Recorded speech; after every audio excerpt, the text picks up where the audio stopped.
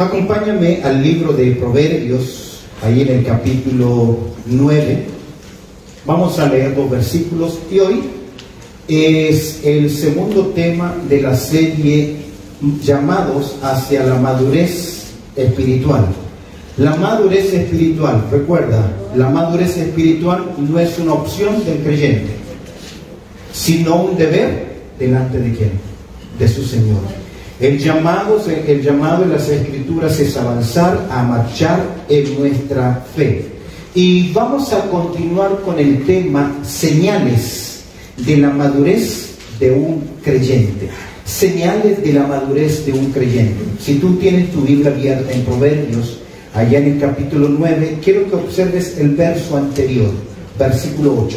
Abre tu Biblia, por favor, libro de Proverbios, allá en el capítulo 9, verso 8. Mira qué interesante. No reprendas, no quieras exhortar, no quieras intentar cambiar, no reprendas ¿a quién? Al escarnecedor. En Proverbios el escarnecedor es más que el burlesco. Es aquel que es rebelde, que no presta atención, que no quiere saber nada de la palabra de Dios. Es igual a un necio en el libro de Proverbios. No reprendas al escarnecedor. ¿Por qué? Porque cuando quieres corregir a alguien que no quiere ser corregido, ¿cuál va a ser su reacción? ¿Qué dice el texto? Para que no te aborrezca, te rechace. Corrige a quién? Al sabio. Y la reacción del sabio será: gracias, te amo, amor. A veces, y este es un principio interesante, queremos exhortar, corregir a alguien, y su reacción va a evidenciar si es un sabio o es quién, un necio.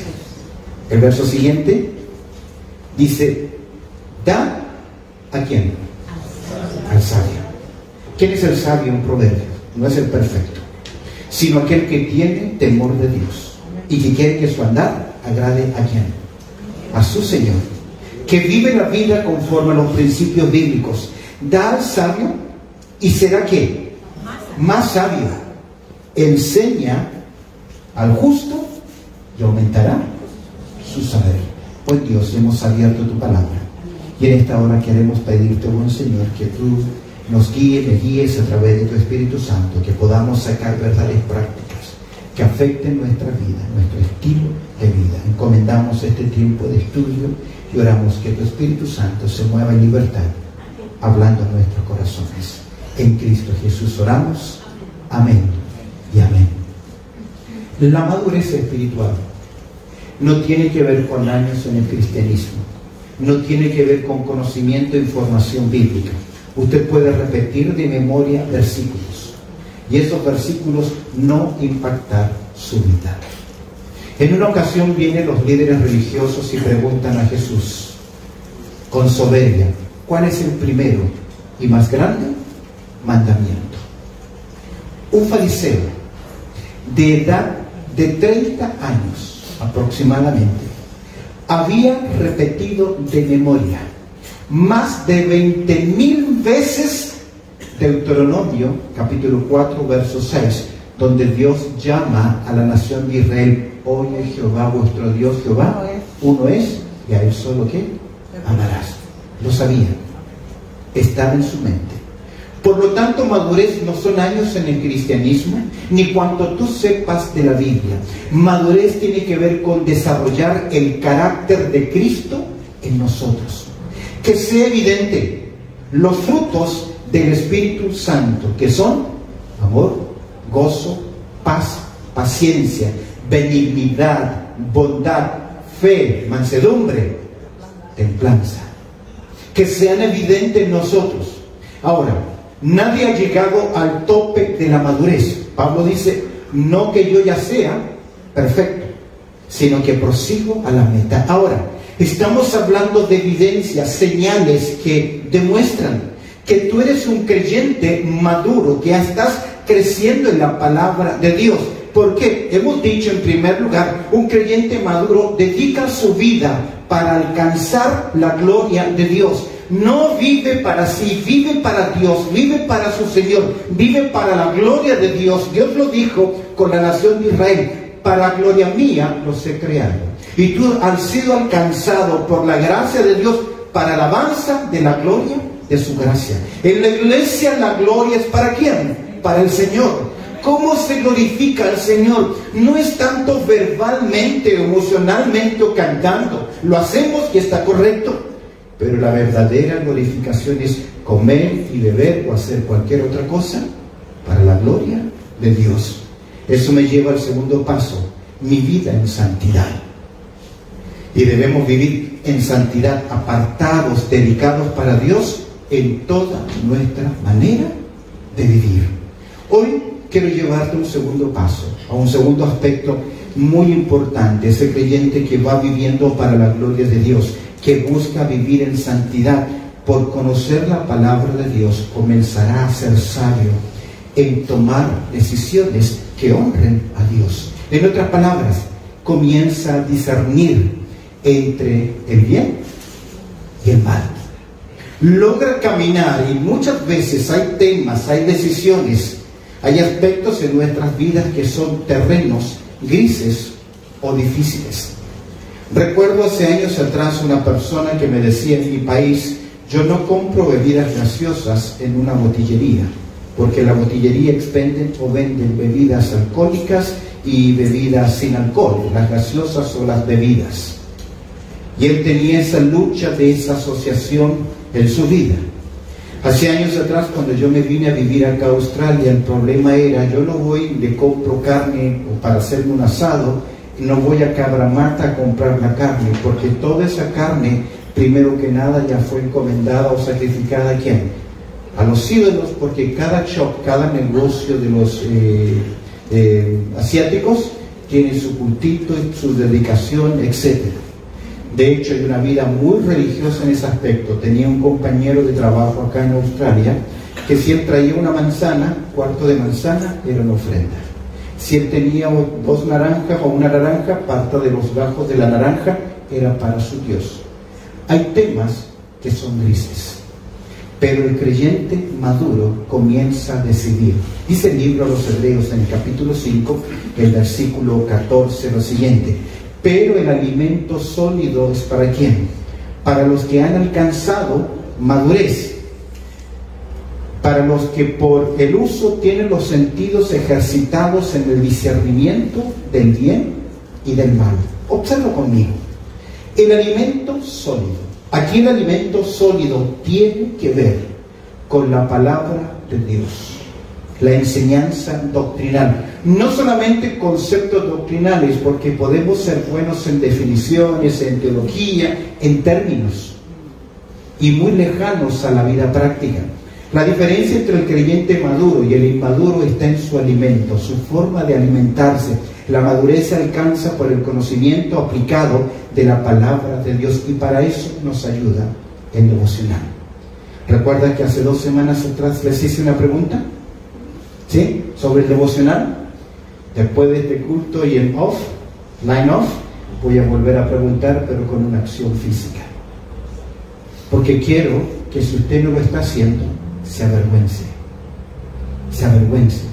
Porque no puede pretender crecer en la vida cristiana abriendo su Biblia hoy, un día a la semana.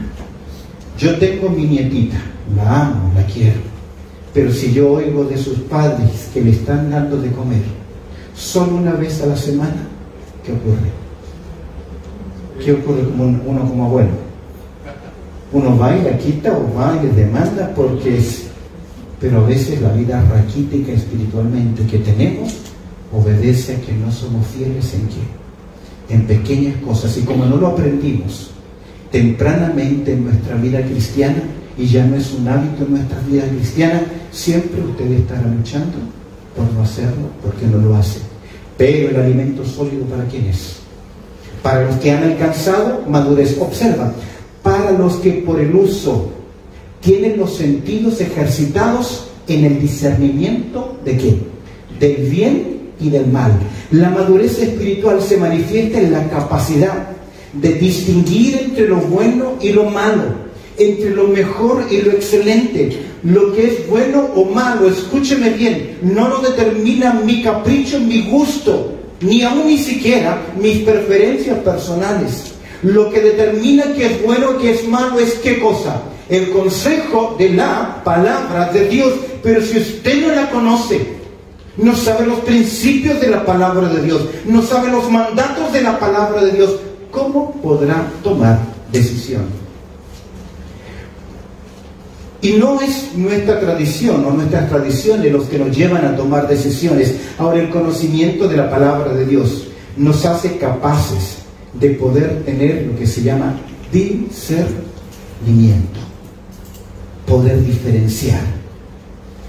¿Sabemos cómo hacerlo? ¿Tenemos esta capacidad para discernir? Dice el escritor a los Hebreos, dice para que por el uso tienen los sentidos ¿qué? ¿Qué dice el texto? Ejercitar. La palabra ejercitado es de donde nosotros derivamos la palabra gimnasio. ¿Para qué se va al gym? Para fortalecer ciertas áreas musculares. La idea es que la disciplina espiritual produce la habilidad en nosotros para crecer. Las malas decisiones están basadas, escúchenme bien, en el orgullo y en la evidente inmadurez de los creyentes. Tus malas decisiones están basadas ahí. La inmadurez y la falta de conocimiento bíblico, escúchame bien, incapacitan para tomar decisiones a la luz del consejo de la palabra de Dios. Por eso que el escritor a los Hebreos dice que quienes conocen, se alimentan sólidamente, tienen contenido bíblico, son capaces de poder tomar decisiones sabias entre el bien y el mal. Es por eso que el pueblo, el profeta habló a la nación de Israel, Dios habló a través del profeta Oseas y le dijo, mi pueblo fue destruido, ¿por qué? Porque le faltó conocimiento. Y el pueblo será como su sacerdote. Si desde la cabeza nosotros no moldeamos con vida, con conducta, con conocimiento, la verdad de la palabra de Dios, ¿qué va a ocurrir abajo? ¿Qué va a ocurrir? El pueblo no va a saber tomar decisiones sabias. Las decisiones se deben tomar, escúchenme bien, en primer lugar en base a preceptos. Cuando yo no encuentro, y hay áreas grises, y hoy voy a hablar de áreas grises, donde no tenemos un precepto, un mandato claro. Cuando no hay un precepto y no hay un mandato claro, usted y yo debemos buscar principios bíblicos en nuestras vidas que nos ayuden a tomar decisiones en esas áreas que son muchas veces grises. Y permíteme, bajo el concepto de discernir entre el bien y el mal, ayudarte a tomar decisiones que honren al Señor, permíteme compartir contigo 5 principios que nos ayudan a tener equilibrio en las decisiones. Especialmente son principios a aplicar en áreas que son grises, en temas que son discutibles, que algunos tienen una preferencia y que la preferencia es por denominación y no por precepto o por principios bíblicos. Permíteme hoy y charlemos, compartamos juntos 5 principios que nos ayudan a tomar decisiones. Quiero que si no los tienes, los apuntes. Marques estos versículos. Está también el bosquejo en el boletín. Primer principio que nos ayuda a tener equilibrio en nuestras decisiones para tomar decisiones que honran al Señor. Primer principio en 1 Corintios, capítulo 6, versículo 12. De ahí quiero extraer el primer principio. Pablo dice que todas las cosas me son que, presta atención al término, lícitas, mas no todas convienen. Todas las cosas me son, nuevamente, lícitas, mas yo no me dejaré dominar de ninguna. Primer principio es el principio de la esclavitud. Pablo nos va a hablar acá en áreas que no son inmorales, que no son incorrectas, que están dentro de esa gama que son lícitas. El escritor a los Hebreos le llama el peso que nos asedia, porque no es pecado, pero que los esclaviza a nosotros. El primer principio: nunca tomes una decisión en algo que tarde o temprano te esclavice, prive tu libertad. Deportes, juegos, música, alcohol, bailes.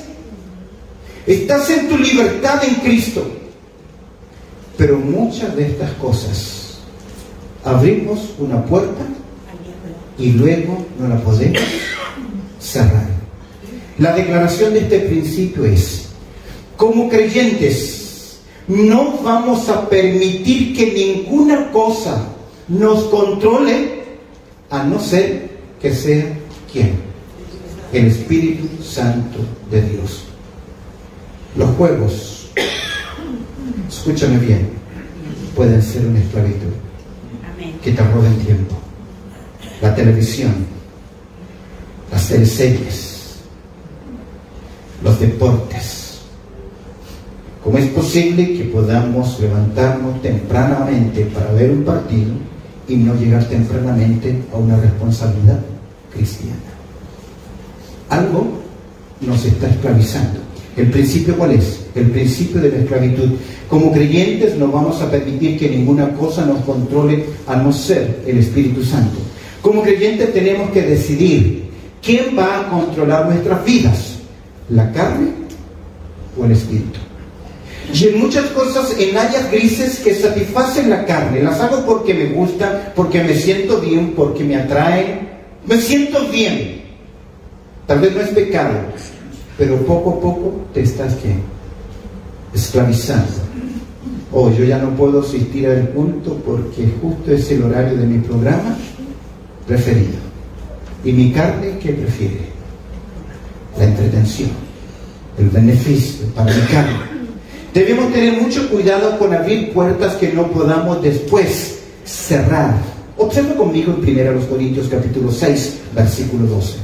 Todas las cosas, nuevamente, todas las cosas me son ¿qué? Lícitas.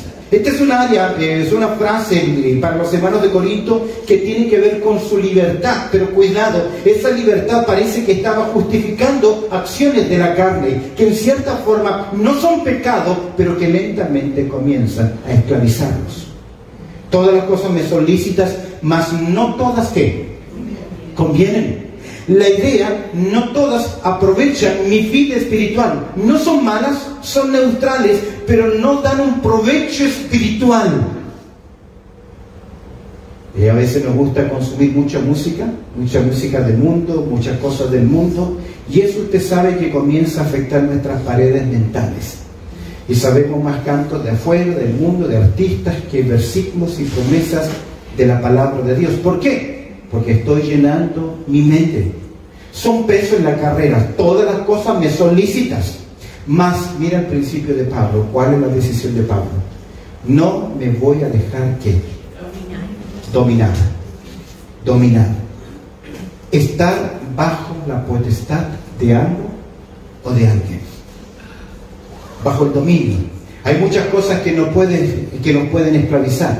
La música, la televisión, una mujer, un hobby, el cuidado de un automóvil, el internet, el uso del alcohol. Voy a poner un ejemplo. Cuando conocí el internet y llegó a mi casa por primera vez, cómo me encantaba ese sonido de los modems, ese ruido que había al conectarse. Y a veces Claudia creía que me estaba levantando temprano, pero no, me estaba recién acostando. Esclavizado. Es que encontré un mundo de información, de cosas increíbles, pero era una conexión lenta. Ustedes recuerdan las primeras conexiones a internet, lo lento que era. Cuidado. Mira lo que dice Gálatas capítulo 5, verso 13. La Biblia es clara al decir que no debemos proveer para la carne. Miren, porque vosotros, hermanos, ¿qué? A libertad fuisteis llamados. Solamente que no uséis la libertad como ocasión para la carne. Porque la carne va a seducir, va a atraer. Por eso el verso 19 del mismo libro de Gálatas, en el capítulo 5, dice que no debemos proveer para los deseos de la carne. Cerremos el primer principio entonces. ¿Cuál es? El principio de la esclavitud, que dice, como creyentes no vamos a permitir que ninguna cosa controle nuestras vidas, a no ser ¿quién? El Espíritu Santo. Usted mire en su vida qué cosas está cediendo, está perdiendo el tiempo, se va y se va. Y luego no aplica cosas, no son de beneficio en su vida espiritual, pero ya es esclavo. Está literalmente ¿qué? Amarrado. Segundo principio. Primero es, no quiero ser esclavo de cosas que después me van a dominar. Segundo principio, y no es menos importante, en 1 Corintios, en el capítulo 8, verso 9. Pero mirad, dice Pablo, que esta libertad vuestra, mi libertad en Cristo de tomar decisiones en áreas grises, no venga a ser ¿qué? Tropezadero para los débiles. No todos los creyentes están en el mismo peregrinaje espiritual de crecimiento. Siempre habrá hermanos más pequeños. Ahora, lo que me sorprende, que para mí los hermanos más pequeños debiesen ser creyentes nuevos, pero a veces son creyentes de años que siguen siendo ¿qué? Niños espiritualmente. El principio o la declaración es, como creyentes, no vamos a permitir que nuestra libertad dañe ¿a quién? A los hermanos. Y esto es un principio interesante. Al mirar Corintios capítulo 8, abre tu Biblia por favor en el libro de Corintios, en el capítulo 8. Primero a los Corintios, en el capítulo 8. Observa conmigo el capítulo. Abre tu Biblia por favor, no está en pantalla. Quiero que abras tu Biblia, que mires estos versículos, es importante para tu vida espiritual. En cuanto dice el verso 1, lo sacrificado a los ídolos. Sabemos que todos tenemos conocimiento. El conocimiento envanece, pero el amor edifica. Si alguno se imagina que sabe algo, aún no sabe nada como se debe saberlo. Pero si alguno ama a Dios, es conocido por él. Acerca pues de las viandas que se sacrifican a los ídolos, sabemos que un ídolo, ¿qué dice Pablo? Nada es en el mundo y que no hay más que un Dios. Pues aunque hay algunos que se llamen dioses, sean en el cielo o en la tierra, como hay muchos dioses y muchos señores, para nosotros, ¿quiénes son los nosotros?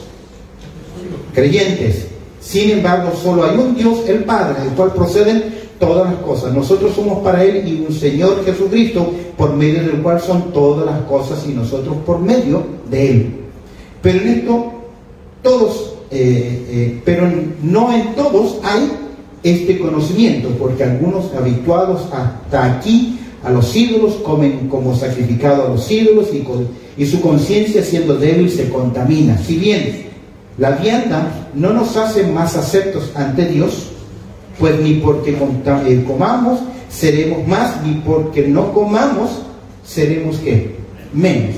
Yo podría poner, aunque tomemos no vamos a hacer más, y aunque no tomemos no vamos a hacer ¿qué? Menos. Verso 9. Pero mirad, que esta libertad vuestra no venga a ser ¿qué? Tropezadero, ¿para quién? Para los débiles. Porque si alguno te ve a ti, que tienes conocimiento, sentado en la mesa en un lugar de ídolos, o tomando algo, la conciencia de aquel que es débil, ¿qué pregunta Pablo? ¿No será estimulada a comer lo sacrificado a los ídolos? Y por el conocimiento tuyo se perderá el hermano débil por quien Cristo murió. Verso 12. Conclusión. De manera pues, pecando contra los hermanos e hiriendo su débil conciencia, ¿contra qué? Cristo pecáis. ¿Entiende lo que está diciendo Pablo? ¿Se comprende? No les escucho. Sí. ¿Amén? Verso 13. Por lo cual, por lo tanto, si la comida le es a mi hermano ocasión de caer, áreas grises, tu libertad, si yo sé que voy a ser de tropiezo, ¿qué dice Pablo? No comeré carne, ¿cuándo? Jamás. ¿Por qué? Para no poner tropiezo a mi hermano. La palabra tropiezo, algo que perjudica a los demás. Debemos cuidar nuestra libertad, que no afecte la conciencia de creyentes que son más débiles o tropiezo. Cuando somos de tropiezo, porque usted puede decir, yo me siento bien, yo no tengo problema, y los demás ¿qué? Hay un dicho, no sé si es uruguayo, los de afuera son de palo. ¿Es cierto? ¿En el cuerpo de Cristo? ¿Es cierto? Somos una familia. A veces nosotros como padres hay ciertas cosas que quisiéramos hacer y no lo hacemos por amor a nuestros por amor a nuestras nueras o por amor a nuestros yernos, que tal vez a él o a ella, a nuestro hijo o a nuestra hija quisiéramos decirle, pero va a ser ¿qué cosa? Un tropiezo. Y decidimos que no cuando son cosas malas, de frentón, pecaminosas, pero a veces son cuestiones de gusto, de opinión. Yo no, ahora lo entiendo, cuando uno es abuelo y ve al nieto o la nieta y que la sacan desabrigado, o que le falta más ropa, o que no la tiene como uno cree que tiene que hacerlo, le pican las manos y la lengua. ¿Por qué? Pero tenemos que aprender a ser ¿qué? Prudentes. No es fácil. Observe lo que Jesús dijo con respecto a los más pequeños. En Mateo capítulo 18, verso 6. Y cualquiera que haga tropezar a alguno de estos pequeños que creen en mí, ser de tropiezo a un pequeño, son hijos de Dios, son creyentes. A veces no son creyentes nuevitos, son viejitos, pero no han madurado en sus vidas. Si tú eres de tropiezo, mira lo extremo. Es mejor que le fuera que se colgase al cuello una piedra de molino de asno y que se lo hundiese en el profundo del mar. La piedra de molino se movía por varios hombres. Es decir, es mejor que te mueras, que te entierres y que mueras drásticamente, a no ser de qué, de tropiezo. ¿Quién dijo estas palabras? ¿Quién dijo estas palabras?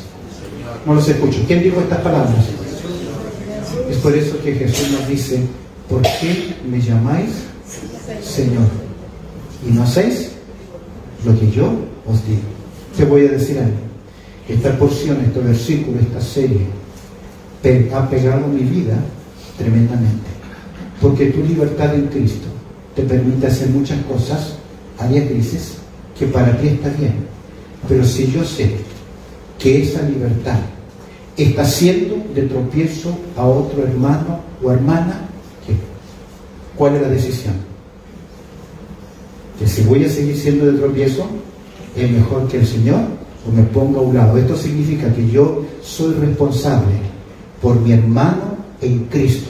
Observen Romanos capítulo 14, el principio llevado a la práctica. Mira, Romanos capítulo 14, verso 13.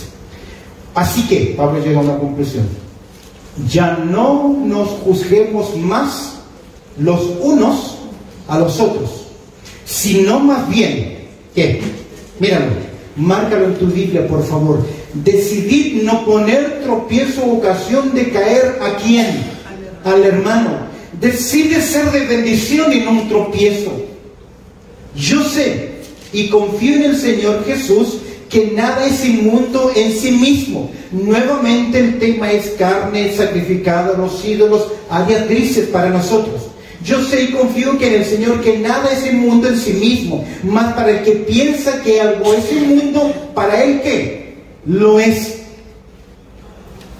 Pero si por causa de la comida, de la bebida, de mi fiesta, de mi participación en cosas, pero si por causa de la comida tu hermano es contristado, es afectado, es ofendido, se mueve su conciencia, ¿Qué dice Pablo? ¿Cuál es la decisión de Pablo? Ya no andas conforme ¿qué? Al amor. ¿Y qué es el amor? En otras palabras, si usted dice a mí no me interesan los demás, está evidenciando ¿qué cosa? Que usted no tiene amor. ¿Qué dicen las cartas de Juan? El que no ama a su hermano no ha conocido a Dios, porque Dios es amor. Aún más, Juan dice así: en esto sabemos que hemos pasado de muerte a vida, en que amamos a los hermanos. Ahora, nosotros somos tan afectados por ellos, pero el llamado no es cuánto yo soy afectado por ellos, sino cómo yo afecto a mis hermanos. Verso 15 dice: pero si por causa de mi comida tu hermano es contristado, ya no andas conforme al amor. No hagas que por la comida tuya, porque te satisface, porque crees que está bien, porque no tienes problema, porque la comida tuya se pierda aquel que porque en Cristo ¿qué? Murió el creyente. Conclusión, ¿cuál es? Así que sigamos lo que contribuye a la paz y a la mutua edificación. En otras palabras, decido dar un paso atrás. Decido renunciar a esto por amor a quién. ¿Por amor a quién? Ahora, seamos honestos. ¿Le gusta esto a la carne? No nos gusta. No hagas nada que cause tropiezo a otro hermano, aunque tu conciencia te permita hacerlo. Cuando tomes una decisión, pregunta: ¿cómo va a afectar mi práctica, lo que estoy haciendo, a mis hermanos en Cristo? ¿Cuál es el principio? Hemos dicho en segundo lugar el principio del estorbo como creyentes. ¿Qué? No vamos a permitir que nuestra libertad dañe a quién? Al hermano. ¿Amén? ¿Suena bien? ¿Se entiende? Voy a ver si alcanzamos uno más. Tercer principio. ¿Cuál es el primer principio? La esclavitud. El segundo principio, el estorbo, el ser de tropiezo. Tercer principio, la edificación. Recuerda, son principios no donde tenemos el mandato claro o directo. Tercer principio importante, el principio de la edificación. Todo me es que lícito. De nuevo, Pablo le da con el tema de lícito. Pero no todo conviene. Todo me es lícito. Y mira lo que dice: pero no todo edifica. Es posible que estás perdiendo tiempo en cosas que no son malas, pero que te han esclavizado, y en cosas que no están edificando tu vida. Si yo invierto 1, 2 horas, 3 horas en la televisión, ¿cómo no puedo invertir 15 minutos en mi devocional, en mi tiempo Dios? Si usted va temprano y llega temprano a sus trabajos, si se esfuerza y cumple y va todos los días, ¿por qué no congregarse? ¿Por qué no congregarse?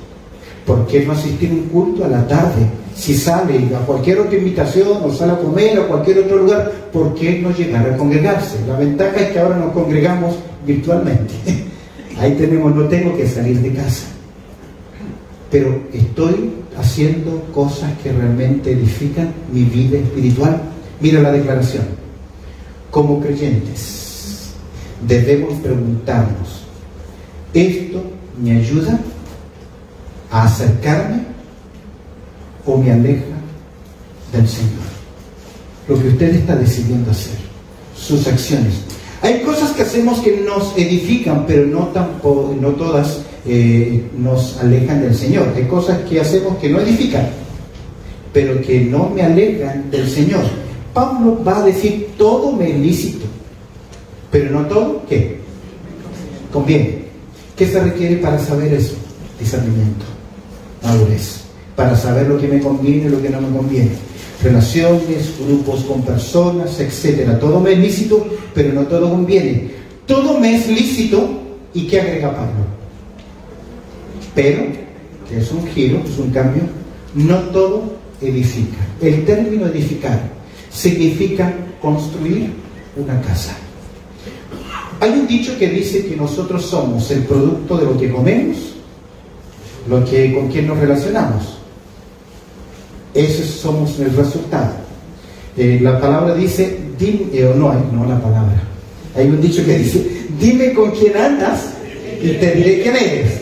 El principio bíblico es así: las malas conversaciones corrompen las buenas costumbres.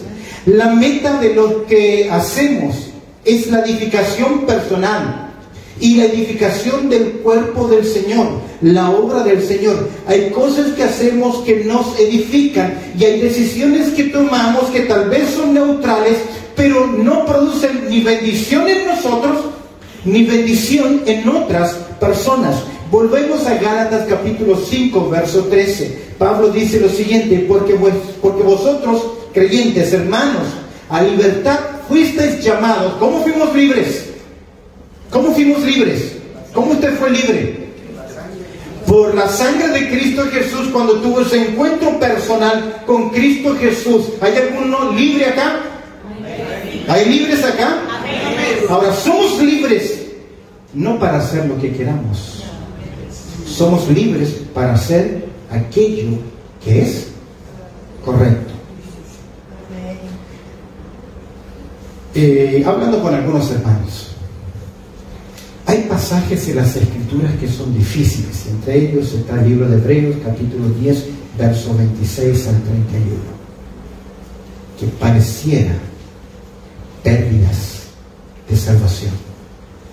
No creo en la pérdida de salvación, pero escúchame bien, sí creo en algo: que hay mucha gente en las iglesias que son religiosas, y para mí, cada vez que lo estudio, más me convenzo, que se llama la ley del remanente fiel. ¿Recuerdas que en la antigüedad Dios le llamó su manada pequeña? No perseveramos para ser salvos, perseveramos porque somos salvos. Y a veces nosotros, como padres, como creyentes, nos hemos convencido: ya hizo la oración y se bautizó, hizo la oración y se bautizó, ya creemos que esa persona es que salva. ¿Sabes qué dice la Escritura? Escúchame bien: aquel que comenzó en vosotros la buena obra, que pero si no vemos que está perfeccionándose ese creyente, que no está creciendo. Pablo en Corintios capítulo 15 dice: ¿creísteis en vano? Porque el apóstata estaba dentro. Es apóstata porque conoció la verdad, pero no conoció al Dios de la verdad. Su vida no cambió. Estaban con nosotros, pero ¿qué? No eran de nosotros. Porque si hubiesen sido de nosotros, ¿qué? La ley, el principio de la perseverancia. ¿Cómo está tu vida en esta área? Porque vosotros, hermanos, a libertad fuisteis llamados. Solamente que no uséis la libertad como ocasión, ¿para qué? Para la carne, sino servíos por amor, los unos a los otros. Déjame decirte algo: el que decide no servir cualquier área en su vida está en su libertad, pero la experiencia demuestra lo siguiente: el creyente que no sirve se vuelve un crítico de los demás y ya no puede servir porque se llena de complejidades. ¿Lo tiene? Amén. Vuelva a servir al Señor. Amén. Vuelva a servir al Señor, porque de lo contrario usted pondrá los ojos en quién: en los hermanos, en lo que hacen y lo que no hacen, y te va a dañar, te va a perjudicar. Pero en mi libertad, si yo decido servir a los demás, ¿sabes quién va a ser edificado? ¿Sabes quién va a crecer? Tú.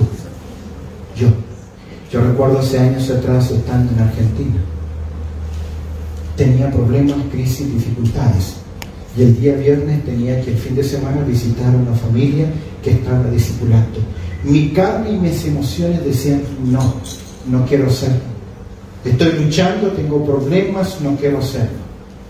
Recuerdo en una noche de invierno, ahí en Buenos Aires, en Avenida Nazca, o mejor dicho, el sector de Villa del Parque. Algunos de ustedes, argentinos, conocen Villa del Parque.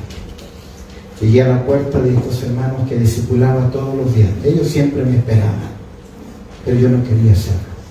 Y mientras íbamos estudiando, saltó Mateo capítulo 11, donde el Señor dice, venid a mí como estáis, trabajados y cargados, que yo os haré descansar. Era parte de la lección, era parte del versículo que tal vez tenía que enseñarles o ellos memorizar. Pero cuando escuché la lectura de esta hermana, ese matrimonio, de ella, leyendo las palabras del Señor, me quebré. Porque yo estaba cargado. Yo estaba con angustias. Y entendí que ese versículo no solamente es para inconversos, es para creyentes que tenemos pesos, problemas. Y cuando salí de ahí, me fui a donde vivíamos, dormíamos en la iglesia, ahí mismo teníamos el dormitorio de los varones. Me fui saltando, corriendo, era joven, tenía 19 o 20 años, 21 años creo que tenía ella. ¿Cómo me fui tan contento? Y era increíble. Entré cargado sin querer hacerlo. Pero cuando usted sirve a los demás, el que tiene más bendición es uno mismo. Cuando usted da una clase, usted aprende mucho más que el propio alumno, porque usted debe esforzarse en crecer, en tomar decisiones. Analiza tus motivaciones, ¿qué te lleva a hacer lo que haces? Evaluemos nuestros razonamientos. Ese deseo es pecaminoso detrás del concepto de libertad. La decisión de no participar más de un culto, de un ministerio, dejar una iglesia. Algunos de ustedes han dejado iglesia y hay creyentes que llevan récord, dejando iglesia. Nunca van a crecer y nunca van a dar fruto, porque la semilla, para que crezca, tiene que estar ¿qué? Plantada en un lugar. Principios en nuestras vidas. ¿Con quién me estoy rodeando? Algunos han decidido no servir porque tengan muchas razones para hacerlo, pero afectará y será cada vez más difícil que usted pueda tomar una decisión espiritual, porque se llenará de orgullo, de soberbia y le impedirá. Por eso mi pregunta es, como creyentes, lo que estoy decidiendo, ¿me ayuda a crecer? ¿A comprometerme o me aleja? Terminemos con este principio. Como creyentes debemos preguntarnos, ¿esto me ayuda a crecer o me aleja del Señor? ¿Amén? ¿Quién decide? ¿Quién decide? Usted decide. El principio de la esclavitud, el principio del estorbo, el principio de la edificación. Les invito a inclinar sus cabezas y cerrar sus ojos, por favor. Bendito Padre Celestial, hemos considerado tu palabra en el día de hoy y te agradecemos, Señor, por ello, porque tu consejo viene a tiempo y fuera de tiempo. No reprendas al escarnecedor para que te aborrezca. Corrige al sabio y el sabio te amará. Te pido, buen Señor, que tu Espíritu Santo nos ayude en la aplicación de estas verdades, que sean de edificación en nuestras vidas. Pues oramos a través del precioso nombre de Cristo Jesús. Amén. Amén. Amén.